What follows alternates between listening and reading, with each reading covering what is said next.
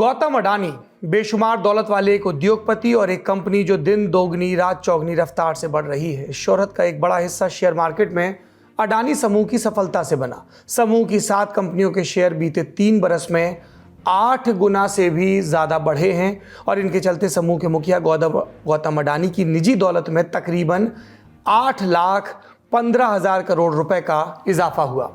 फायदा उन्हें भी हुआ जिन्होंने अडानी समूह की कंपनियों के शेयर खरीदे, लेकिन बीते 2 दिन से अडानी के शेयर धारक परेशान हैं। उनके खरीदे शेयर्स की कीमत धड़ाधड़ गिर रही, जिसके चलते अडानी समूह ने तकरीबन 4 लाख करोड़ खो दिए हैं और गौतम अडानी दुनिया के सबसे अमीर लोगों की सूची में चौथे से 7वें नंबर पर आ गए। और इन सब के पीछे है एक रिपोर्ट जिसे हिंडनबर्ग रिसर्च नाम की एक संस्था ने तैयार किया है। रिपोर्ट में दावा किया गया है कि अडानी समूह दशकों से अपने शेयर्स में हेराफेरी कर रहा था। आम शेयर धारकों की खून पसीने की कमाई लुट जाए तो खबर अपने आप बड़ी हो जाती है, लेकिन अडानी जितने बड़े समूह पर हेराफेरी के आरोप ज़्यादा गंभीर हैं, क्योंकि ये कंपनी भारत में दर्जनों बंदरगाह, एयरपोर्ट, खदान और बिजली घरों का संचालन करती है। तो अडानी का भविष्य भारत के कई महत्वपूर्ण सेक्टर्स के भविष्य के साथ नत्थी है। इसलिए आज लल्लन टॉप शो आपको हिंडनबर्ग रिपोर्ट के संदर्भ में अडानी समूह पर लगे आरोप और सफाई के बारे में बताएगा, ताकि आप जान सकें कि आपकी मेहनत की कमाई अगर डूब रही है तो जिम्मेदार कौन है। नमस्कार, सौरभ द्विवेदी नाम है हमारा और ये है लल्लन टॉप शो। 24 जनवरी से अब तक गौतम अडानी पैसे कमाते जा रहे हैं, वो भी लाख या करोड़ में नहीं, हजारों करोड़ में। हम आपको आंकड़ा भी दे देते, लेकिन वो पल पल बदल रहा है। ये सब तब हुआ जब अडानी समूह 27 जनवरी को ही शेयर बाजार से 20,000 करोड़ रुपए जुटाने की शुरुआत करने वाला था। वजह हिंडनबर्ग रिसर्च की एक रिपोर्ट। क्या है हिंडनबर्ग रिसर्च और उसमें लिखा क्या है? हिंडनबर्ग रिसर्च एक फॉरेंसिक फाइनेंशियल रिसर्च फर्म है। इसकी वेबसाइट के मुताबिक फर्म मैन मेड डिजास्टर्स पर नजर रखती है। डिजास्टर बाढ़ या भूस्खलन जैसे होते हैं, लेकिन पैसे की दुनिया में। मिसाल के लिए हर्षद मेहता प्रकरण, जिसमें एक शख्स ने नियमन की कमियों का ऐसे फायदा उठाया कि शेयर मार्केट ही बैठ गया। फर्म के नाम में रिसर्च है और इसका काम भी यही है। हिंडनबर्ग किसी कंपनी को चुनती है, फिर उसमें हो रही वित्तीय गड़बड़ियों का पता लगाती है, फिर उस पर लंबी चौड़ी रिपोर्ट तैयार करती है। इस फर्म की शुरुआत 2017 में हुई। तब से अब तक ये 16 कंपनियों की गड़बड़ी पर रिपोर्ट पब्लिश कर चुकी है। कंपनी के फाउंडर का नाम है नेथन एंडरसन अमेरिका की यूनिवर्सिटी ऑफ कनेक्टिकट से इंटरनेशनल बिजनेस में ग्रेजुएट हैं। बरसों पहले इसके वो इजराइल में एम्बुलेंस ड्राइवर भी रह चुके हैं। अडानी समूह पर खुलासा करने से पहले हिंडनबर्ग रिसर्च ने कई कंपनियों को लेकर ऐसी रिपोर्ट जारी की और इसके चलते उन कंपनियों के शेयर में भारी गिरावट भी आई थी। साल 2017 में अपनी शुरुआत के बाद अब तक ये फर्म लगभग 16 कंपनियों में कथित गड़बड़ी से संबंधित खुलासे कर चुकी है। ट्विटर को लेकर भी इस रिसर्च फर्म ने एक रिपोर्ट जारी की थी और ये भी चर्चा में रही थी। 2020 में इस कंपनी ने अमेरिकी ट्रक निर्माता कंपनी निकोला और सोशल मीडिया कंपनी ट्विटर में अपना स्टेक बेचा था। इससे उन दोनों कंपनियों के शेयरों में भारी गिरावट आई थी। निकोला एक इलेक्ट्रिक व्हीकल मैन्युफैक्चरिंग कंपनी थी जिसने निवेशकों को अपने नए व्हीकल्स के बारे में बताते हुए ठगा था, जबकि हकीकत में उसके पास गाड़ियां थी ही नहीं। Wins finance, China metal resources, HF foods और राइट ब्लैकचेन जैसी कंपनियां भी हिंडनबर्ग के रडार पर रही हैं। हिंडनबर्ग रिसर्च के काम के बारे में विस्तार से अगर आप जानना चाहते हैं तो वित्तीय मामलों पर जो रोज का लल्लन टॉप शो है, जिसका नाम होता है खर्चा पानी, daily financial news show from Lallan top, खर्चा पानी आप देख सकते हैं, जिसमें हम पिछले 3 दिन से इस प्रकरण को कवर कर रहे हैं। बस एक बात को ध्यान में रख लीजिए कि हिंडनबर्ग सिर्फ रिसर्च ही नहीं करती, और क्या करती है हम आगे आपको बताएंगे, क्योंकि वो सूचना भी महत्वपूर्ण है। हिंडनबर्ग रिसर्च ने दावा किया है कि अडानी ग्रुप पर रिपोर्ट 2 साल की तहकीकात के बाद जारी हुई। रिसर्च फर्म ने अडानी समूह में काम कर चुके कई सीनियर अधिकारियों समेत दर्जनों लोगों से बात की, हजारों दस्तावेजों की पड़ताल की और लगभग आधा दर्जन देशों में अडानी समूह के दफ्तरों के चक्कर काटे। इसके बाद फर्म जिस निष्कर्ष पर पहुंची उन्हें हम संक्षेप में बताएंगे। कुछ बिंदुओं पर गौर करिए। पहला, अडानी ग्रुप दशकों से स्टॉक हेरफेर और अकाउंटिंग फ्रॉड में शामिल है। दूसरा, अडानी ग्रुप की कंपनियों के शेयर गैर जरूरी रूप से महंगे हैं, यानी इनकी वास्तविक कीमत बहुत कम है, लेकिन इन्हें बहुत ज्यादा बढ़ा चढ़ाकर बताया गया। फर्म का दावा, असलियत सामने आए तो शेयर्स की कीमत में 85% तक की गिरावट आ सकती है। तीसरा, अडानी ग्रुप की शेयर बाजार में लिस्टेड अहम कंपनियों पर काफी कर्ज है। बढ़ा चढ़ाकर दिखाए शेयर्स को गिरवी रखकर कर्ज लिया गया, जिससे पूरे ग्रुप की वित्तीय स्थिति मुश्किल में पड़ सकती है। चौथा, रिसर्चर्स के मुताबिक अडानी ग्रुप 4 बड़ी सरकारी जांच का विषय रहे हैं। ये जांच मनी लॉन्ड्रिंग, टैक्स पेयर का पैसा चुराने और भ्रष्टाचार के मामलों में थी। अनुमान के मुताबिक ये फ्रॉड करीब $17 बिलियन का है। भारतीय रुपए के हिसाब से देखें तो आज ये 1,38,000 करोड़ रुपए होता है। फर्म का दावा कि अडानी परिवार के सदस्यों ने कथित रूप से टैक्स हेवन देशों मसलन मॉरिशस, यूएई और कैरेबियन द्वीप समूहों में विदेशी शेल कंपनियां बनाने में सहयोग किया, नकली या अवैध कारोबार तथा शेयर बाजार में लिस्टेड कंपनियों से पैसा निकालने के लिए फर्जी इंपोर्ट एक्सपोर्ट डॉक्यूमेंट तैयार किए। शेल कंपनियां वे कंपनियां होती हैं जो कागजों पर तो होती हैं, असल में नहीं।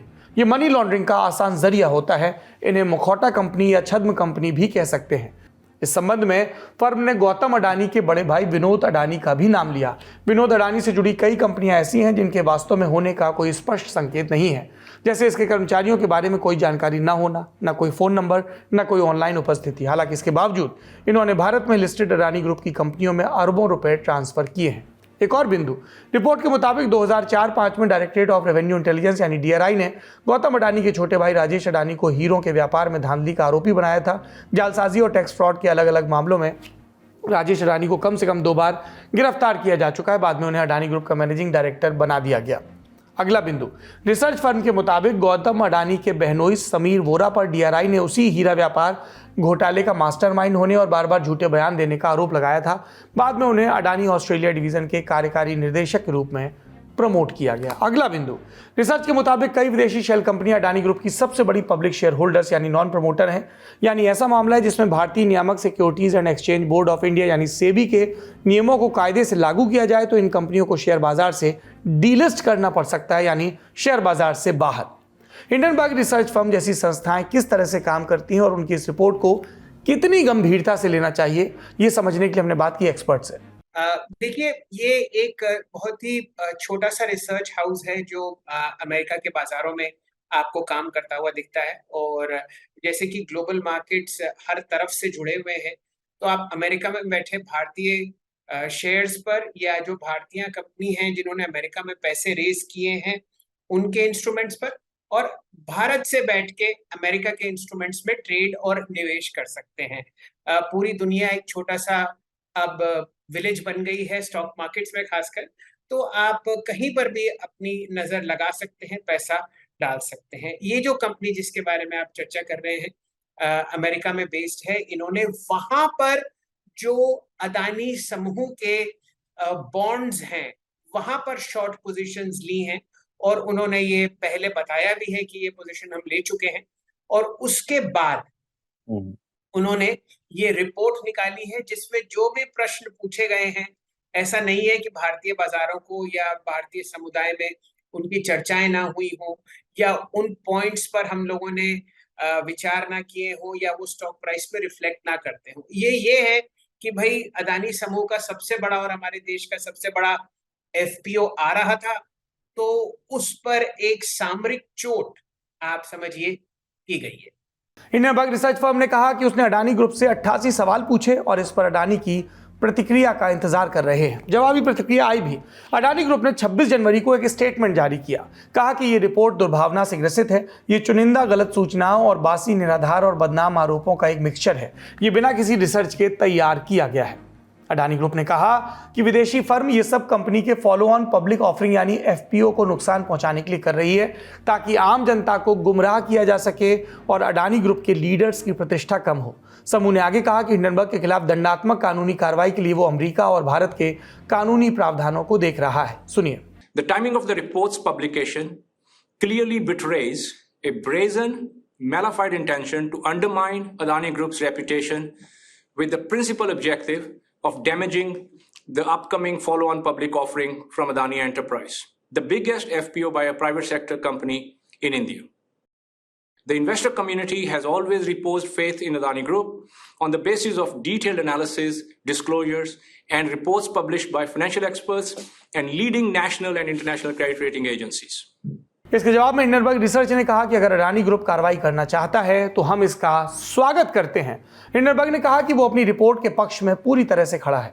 किसी भी कानूनी कार्रवाई का कोई भी आधार नहीं होगा। हिंडनबर्ग की ओर से ट्वीट करके कहा गया कि अगर अडानी ग्रुप हमारे खिलाफ सच में कार्रवाई करना चाहता है तो उसे अमेरिका में कानूनी कार्रवाई करनी चाहिए। हम अमेरिका में ही काम करते हैं। हम कानूनी कार्रवाई के दौरान कई दस्तावेज भी मांग लेंगे। यानी दोनों तरफ से आरोप प्रत्यारोप जारी हैं। लेकिन इससे जो बड़ा सवाल निकल कर आता है वो है रिसर्च पब्लिश होने की टाइमिंग, कि क्या ये रिपोर्ट जानबूझकर ऐसे समय पर लाई गई जब अडानी ग्रुप एफपीओ लाने की तैयारी में था। सुनिए एक्सपर्ट्स की राय। इसमें तो कोई दो राय नहीं। आपके देश का ना सिर्फ अदानी समूह का, लेकिन भारतवर्ष के जो स्टॉक मार्केट्स हैं उनका सबसे बड़ा एफपीओ अदानी एंटरप्राइजेस का 20,000 करोड़ रुपए का बाजार में आज खुला। उससे पहले एंकर इन्वेस्टर्स ने उसमें पैसा डाला, और 2 दिन से जो हम बिकवाली देख रहे हैं ये ट्रेडर के लिए एक बिल्कुल सामरिक चोट थी। निवेशक और ट्रेडर में फर्क होता है। आज आपको जो इनके 7 स्टॉक हैं वो 12 से 20% नीचे गिरते हुए दिखे हैं, और भारी क्षति आपने इस समूह को भारत में उठाते हुए देखा है। 2 दिन पहले अमेरिकी बाजारों में भी इनके बॉन्ड्स पर गिरावट आई थी। ये बात तो मतलब साफ है कि इस रिपोर्ट को इस टाइम रिलीज किया गया है जब पूरी दुनिया की नजर आपको भारतीय अर्थव्यवस्था पर और भारतीय अर्थव्यवस्था में अदानी समूह के इस एफपीओ पर की गई थी। टाइमिंग के बाद अब बात इंफॉर्मेशन की। जानकारों के मुताबिक जो बातें इस रिपोर्ट में आई हैं उनमें से अधिकतर के बारे में जानकारी मार्केट में पहले से उपलब्ध थी, यानी मार्केट को पता था। तो सवाल यह कि जब बातें पता थी तो रिपोर्ट आने के बाद अडानी ग्रुप के शेयर में अचानक गिरावट क्यों होने लगी? कंपनी को इतना घाटा क्यों उठाना पड़ रहा है? देखिए, इसका एक्सप्लेनेशन बहुत सिंपल है। भारतीय बाजारों में आप पिछले 2 या 3 महीने से विदेशी पैसे को बाहर खींचते हुए देख रहे हैं। वो पैसा आप समझिए भारत के तट से निकलकर आपको हांगकांग मार्केट में, साउथ एशिया मार्केट में जाता हुआ दिखेगा, क्योंकि वहां पर रिलेटिव वैल्यूएशन भारतीय बाजारों के से कम है। तो जो ग्लोबल पैसा है वो वहां जाता है जहां पर उसको अच्छा रिटर्न दिखता है। अगर आप पिछले 3 साल में इन स्टॉक प्राइसेस को देखेंगे, वहां पर आपने 4 गुना, 5 गुना, 6 गुना, 10 गुना से ज्यादा पैसा कमाया है। तो जब इस तरीके की रिपोर्ट एक ऐसे समय पर आती है, तो जो लोग जिनके पास ये स्टॉक है भी नहीं, वो फ्यूचर्स एंड ऑप्शंस का फायदा उठा के वहां पे ब्लैंक बेच देते हैं। आप कुछ दिनों में देखेंगे कि यहाँ पर भी आपको शॉर्ट कवरिंग आती हुई दिखेगी। ये स्टॉक चाहे उतना ऊपर ना जाए, लेकिन जितना नीचे आपको दिख रहे हैं शायद उतना ना दिखे। अब यहां सवाल यह भी है कि अगर ये बातें मार्केट को पता थी, और जैसा रिसर्च में दावा है कि दशकों से अडानी ग्रुप इस तरह के फ्रॉड कर रहा है, तो फिर जो रेगुलेटरी अथॉरिटीज हैं जिन पर व्यवस्था बनाए रखने की जिम्मेदारी है, ये उनकी नजरों से कैसे बच गई? ये इस पर मेरी टिप्पणी शायद ठीक ना हो, और जेन्युइनली मेरे को पता भी नहीं है कि इसमें कितनी हकीकत है, लेकिन ये मैं शायद आपको दोबारा दोहराता हुआ दिखूंगा। इसमें जो कुछ भी कहा गया है ऐसा नहीं है जो हमने पहले ना सुना हो और हमारे रेगुलेटर्स को इसके बारे में पता ना हो। जो आप बात कर रहे हैं, जो बाजार का रेगुलेटरी सिस्टम है, वहां पर आप समझिए आज ज्यादा आपको ध्यान होता हुआ इसलिए दिखेगा क्योंकि बहुत सारे स्टॉक्स 20% नीचे गिरे हैं। 2 स्टॉक्स 12 और 16% नीचे गिरे हैं। जो एक मार्केट का स्ट्रक्चर है उसकी इंटेग्रिटी बनी रहे, इसके लिए रेगुलेटर अपनी नजर जो है वो और पैनी कर लेता है, जैसे कि आपके दर्शक जो कि छोटे और मध्य साइज के निवेशक हैं उनका हाथ न चले। अडानी ग्रुप कई तरह के बिजनेस करता है, दुनिया भर में कारोबार फैला है। जाहिर सी बात है इसका अच्छा या बुरा बाकी कंपनियों को भी प्रभावित करेगा। पिछले 2 दिनों में हमने जो भयानक गिरावट देखी है, या आगे जो भी होगा वो मार्केट पर क्या असर डालेगा? इसमें आप ये समझिए कि कोई भी स्ट्रक्चरल डिफॉल्ट आपको ना अर्थव्यवस्था पर और ना ही भारतीय बैंकिंग पर होती हुई दिखेगी। उसके पीछे 2 कारण हैं। आपने सुना होगा और अक्सर हमारी मीडिया में आता है कि भाई इनकी लोन बुक बहुत बढ़ गई, लेकिन आप अगर उसका स्ट्रक्चर देखें तो भारतीय सरकारी बैंक और भारतीय प्राइवेट सेक्टर बैंक कुल मिला के 32 से 34% उस लोन बुक के देनदार हैं। ये ज्यादा नहीं है, बल्कि ये 2-3 साल में कम हुआ, क्योंकि अदानी समूह ने पैसा जो उठाया है वो ज्यादा विदेशी बाजारों में उठाया है, जो उनके नए बिजनेसेस हैं। जो आपने सामरिक दृष्टि से बात करी, पोर्ट्स की, एयरपोर्ट्स की, पावर की, अगर इसमें आप भारतीय प्राइवेट सेक्टर और भारतीय पब्लिक सेक्टर बैंक्स का एक्सपोजर देखेंगे तो वो पिछले 2-3 साल में प्रतिशत के दौर से कम हुआ है। और सबसे जरूरी बात यह है क्योंकि ये सारे एसेट्स कैश फ्लो जनरेट करते हैं, यानी कि मुनाफे में बहुत ज्यादा है ये, तो वो जो बैंक्स की लेंडिंग है वो रिलेटिवली सेफ है। तो ये कहना कि एक रिपोर्ट की वजह से समूह चरमरा जाएगा और देश पे इम्पैक्ट आएगा, ये मेरे ख्याल से जरा ज्यादा ऐसा नहीं। अब आते हैं हितों के टकराव वाले मुद्दे पर। हमने आपको बताया था कि हिंडनबर्ग सिर्फ रिसर्च नहीं करती, ये कंपनी एक एक्टिविस्ट शॉर्ट सेलर है और इसके पास अडानी समूह में शॉर्ट पोजीशन है। ये क्या है समझने से पहले आपको शॉर्ट सेलिंग समझनी पड़ेगी, महत्वपूर्ण है। किसी शेयर को कम भाव पर खरीद कर उसे चढ़ने पर बेचना आमतौर पर शेयर मार्केट में मुनाफा कमाने का हिट फॉर्मूला माना जाता है। कारोबार की दुनिया में से लॉन्ग पोजीशन कहते हैं। ये तरीका आमतौर पर इन्वेस्टर अपनाते हैं तब जब मार्केट में तेजी की संभावना हो, लेकिन इसके उलट जब बाजार में मंदी की आशंका हो और किसी कंपनी के शेयर के भाव में गिरावट का अनुमान हो, तब शॉर्ट पोजीशन का तरीका अपनाया जाता है। मतलब निवेशक को लगता है भविष्य में शेयर की कीमतें गिरेंगी और इससे उससे फायदा होगा। एक्टिविस्ट शॉर्ट सेलर निवेशकों को समझाते रहते हैं कि कंपनी ओवर वैल्यूड कर्ज में डूबी है। जिस कंपनी पर ये शॉर्ट सेलर फोकस करते हैं उसके बारे में इस तरह की खबरें आने के बाद कई बार कंपनी का शेयर रसातल पर पहुंच जाता है और शॉर्ट सेलर पैसा कमाता है। तो अगर अडानी के शेयर टूटते हैं तो हिंडनबर्ग को फायदा पहुंच सकता है। हिंडनबर्ग ऐसा पहले भी कई बार कर चुकी है। हिंडनबर्ग के काम करने का तरीका हमने आपको बता दिया, पर एक सवाल अपनी जगह है कि हिंडनबर्ग की रिपोर्ट में जो कुछ लिखा है वो कितना सही है। हमने इस बात को लेकर अडानी समूह को कुछ सवाल भेजे थे जिनके जवाब अभी तक नहीं मिले हैं। जब जवाब मिलेंगे तो हम वो भी आपको जरूर बताएंगे। ताजा अपडेट यह है कि सेबी ने अडानी समूह के शेयर्स की निगरानी को बढ़ा दिया है। हम उम्मीद करते हैं कि भारतीय नियामक संस्थाएं जल्द दूध का दूध पानी का पानी करें, क्योंकि अगर वाकई हिंडनबर्ग की रिपोर्ट एक हिट जॉब है तो खुलासा हो, और अगर अडानी समूह ने कोई गलती की है तो उसके बारे में भी शेयर धारकों को सारी जानकारी मिले, क्योंकि सवाल आपकी अपनी कमाई का है और सवाल संस्थाओं के भरोसे का भी है। आज का ललन टॉप शो यहीं समाप्त होता है। अपना और अपनों का ख्याल रखिए। शुभ रात्रि। सिर्फ 59 रुपए महीने में पाइए यूट्यूब पर LT प्रीमियम। किसी भी प्लेटफॉर्म से 3 दिन पहले देखिए हमारे प्रीमियम प्रोग्राम जैसे guest in the news room, किताब वाला आदि। इसके अलावा बहुत कुछ। सब्सक्राइब करने के लिए ललन टॉप के यूट्यूब चैनल पर जाकर क्लिक करें ज्वाइन बटन।